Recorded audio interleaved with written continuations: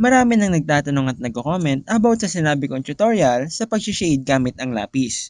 Huwag kayong mag-alala dahil hindi ko po nakakalimutan yon. Sadyang busy lang po talaga at isa pa, pinagpaplanuhan ko pa po kasi yon. Baka rin kasi ay maging part by part ko siyang i-upload para hindi ganoon kahaba ang magiging video.